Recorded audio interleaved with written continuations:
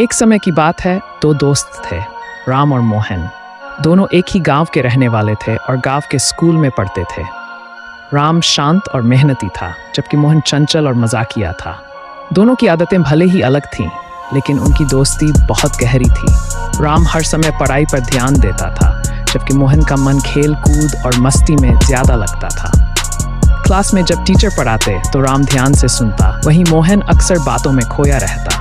इसके बावजूद जब भी मोहन को पढ़ाई में कोई दिक्कत होती, राम उसकी मदद करता था। मोहन भी खेल कूद में राम को सिखाता और उसे अपनी टीम में शामिल करता। एक दिन स्कूल में परीक्षा होने वाली थी।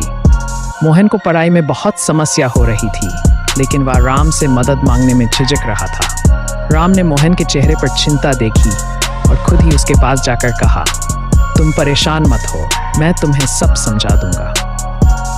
राम ने अपने समय से कुछ घंटे मोहन को पढ़ाई में दिए और उसे अच्छी तरह से समझाया। परीक्षा के दिन दोनों दोस्त तैयार होकर स्कूल गए। मोहन ने राम की मदद से अच्छे अंक हासिल किए। दोनों को बहुत खुशी हुई, क्योंकि उनकी मेहनत रंग लाई थी।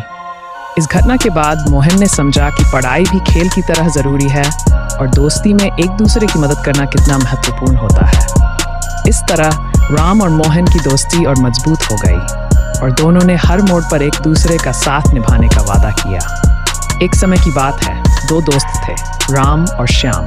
दोनों बचपन के मित्र थे और एक ही गांव में रहते थे। राम और श्याम की दोस्ती बहुत गहरी थी। वे हर समय साथ रहते, साथ खेलते और साथ पढ़ते। एक दिन उन्होंने तय किया कि वे जंगल में घूमने जाएंगे। वे दोनों उत्साहित थे और एक दूसरे के साथ जंगल की सुंदरता का आनंद लेने निकले। जंगल में चलते चलते अचानक उन्हें एक भालू दिखाई दिया। भालू को देखकर दोनों डर गए। राम को याद था कि भालू मरे हुए लोगों पर हमला नहीं करता, तो वह तुरंत एक पेड़ पर चढ़ गया। लेकिन श्याम पेड़ पर नहीं चढ़ सकता था, इसलिए उसने खुद को जमीन पर गिरा लिया और सांस रोककर लेट गया, जैसे कि वह मर चुका हो। भालू धीरे धीरे श्याम के पास आया, उसे सूंघा और उसे मरा समझकर वहां से चला गया। राम पेड़ से नीचे उतरा और श्याम से पूछा, भालू ने तुम्हारे कान में क्या कहा? श्याम ने उत्तर दिया, भालू ने कहा कि सच्चा दोस्त वही होता है जो मुश्किल वक्त में साथ खड़ा रहे, पेड़ पर चढ़कर भागने वाला नहीं। इस घटना के बाद श्याम ने सीखा कि सच्चे दोस्त वही होते हैं जो कठिन समय में साथ निभाते हैं।